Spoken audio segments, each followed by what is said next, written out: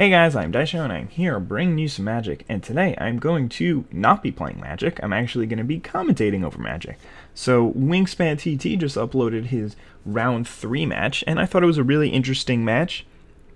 And he made a couple of interesting plays that I might not necessarily agree with, and I think that a lot of people would make those same mistakes. Even I would definitely make them, but since I was able to watch it with hindsight and watch it from the side, I was actually able to glean a couple of things that I wouldn't have if I was playing in the game, and hopefully they can be pretty entertaining and you guys will be able to learn from them.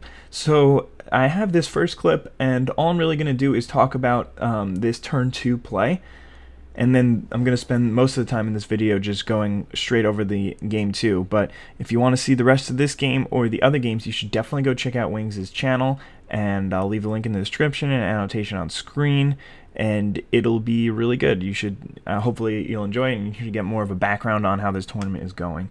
So anyway, on turn 1, he had to Terramorphic for a mountain, and he was planning on Rampant Growthing on turn 2, but then he drew the Striking Sliver. And he deliberated a little bit, but he decided to play the Striking Sliver on turn 2 rather than playing the Rampant Growth.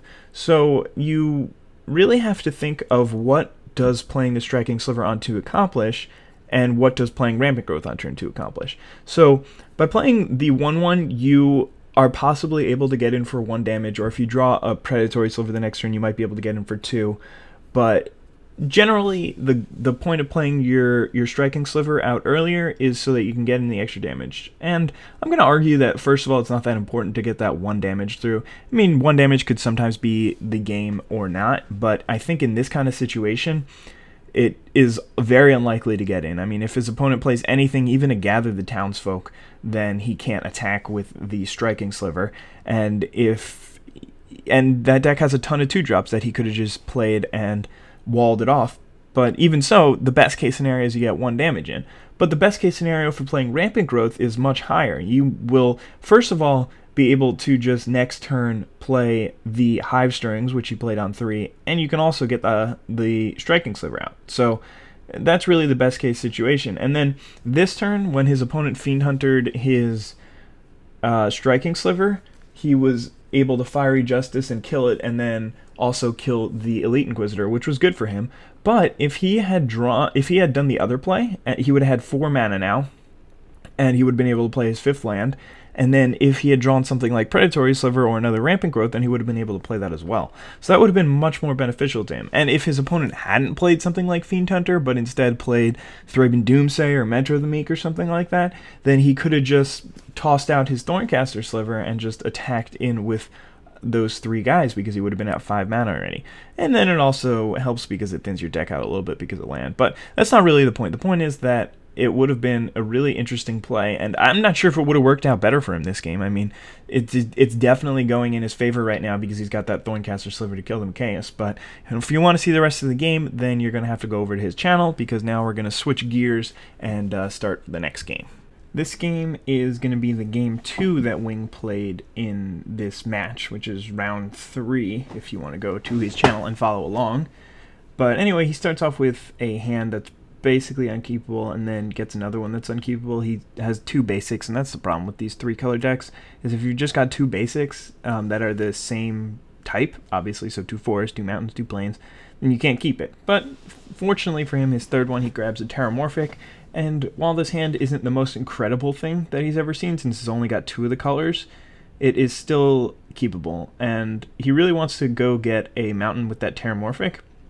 But in the same note, he won't be able to cast his Fiery Justice unless he draws a forest. Luckily for him, he's going to draw forest turn 1, so he is going to be able to just play that Terramorphic and go get the mountain.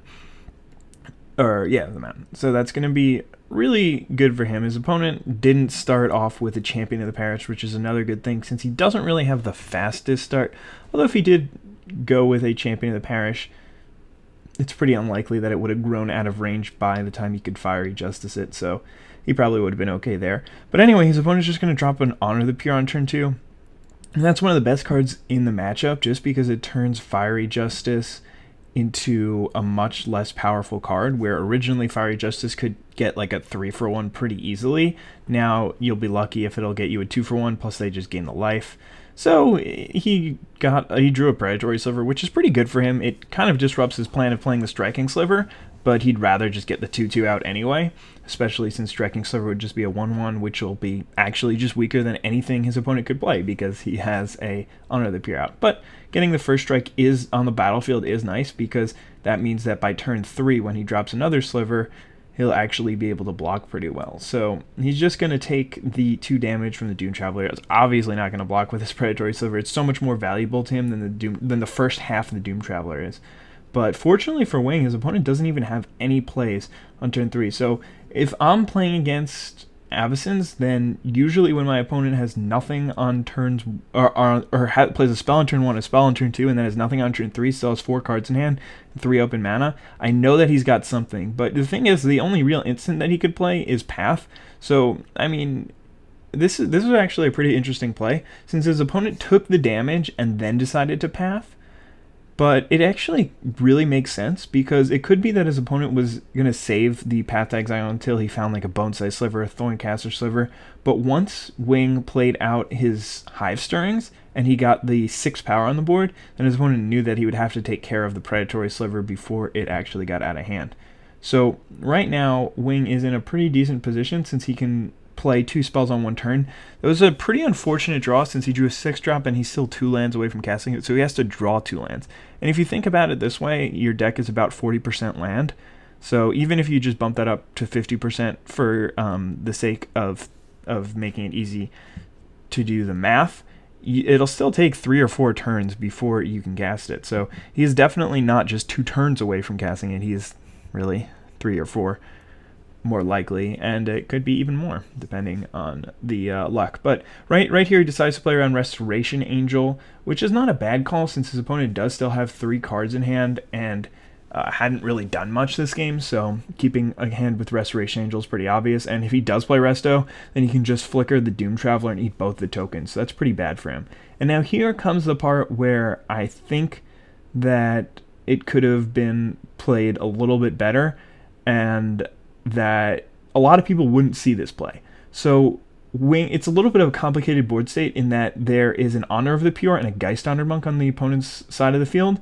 So Geist Honored Monk's power and toughness is pretty confusing, since generally it's just equal to the number of creatures you control, but then it's +1/+1 on top of that. So what Wing decides is that he needs to remove the Geist Honored Monk before his opponent plays any more creatures, but he doesn't do it in the perfect manner. So what he could have done is Fiery Justice, target the Geist Honored Monk for 1, and then kill the Spirit tokens, do 2 to each of those, and then the Geist Honored Monk would shrink to a 3/3, and it would have 1 damage on it. Then afterwards, he could shock the Geist Honored Monk, and it would die. Then his opponent would be left with just a Doom Traveler, instead of this situation where, if he wants, he can shock a Spirit, but then his opponent still has Doom Traveler and another Spirit token.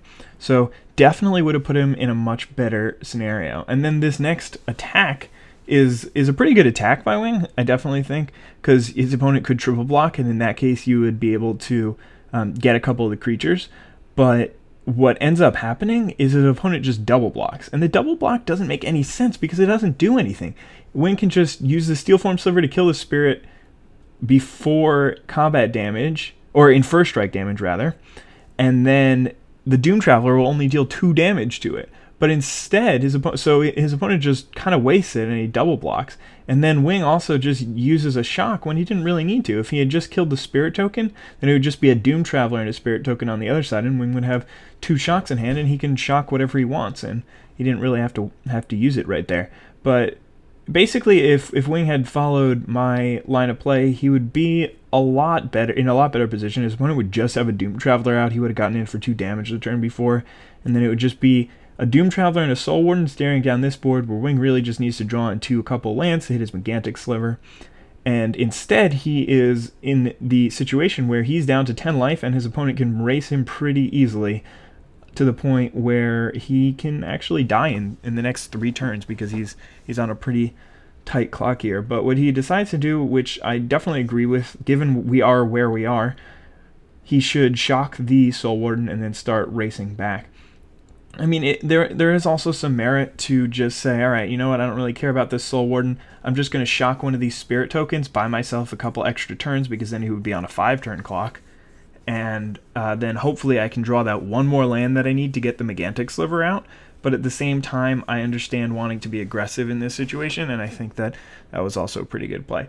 So he's going to drop a champion. His opponent's going to drop a Champion of the Parish. He's still got one card in hand, but he hasn't done anything for a while, so it's a pretty safe assumption that it's just a land, because he definitely would have cast it. I mean, it could also be an Avacyn Angel of Hope or whatever, but that's unlikely. And then Wing, instead of drawing a land, he just draws a Thorncaster Sliver, which is probably better for him, because that means that he can take out the immediate threat of, or well, I guess he decides to just take out the blocker, which makes sense, because otherwise he would lose a creature in combat. But he decides to take out the blocker, and one of the threats, which is the Spirit Token, he could have also just taken out both the Spirit Tokens, and then he wouldn't really be close to dying.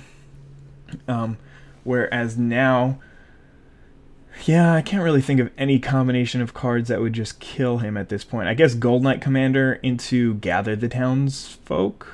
Yeah, no, that doesn't work. It still is only 4 damage. But basically, I think that Wing definitely played this correctly post the Fiery Justice, but that definitely could have changed the game, and he might have actually been able, or he might have put himself in a position where he could have lost, even though he ended up winning, just because he gave his opponent a couple more creatures. Like, there was definitely a turn where if his opponent had like a Selfless Cathar or a Golden Knight Commander into a creature, that he could have just died, and that would have definitely not been ideal. But anyway, he's just going to swing for the lethal swing, and yeah, so this is definitely a new idea, and I'm not sure how it turned out, but hopefully it's okay and you guys enjoy it. Have a wonderful day. Bye.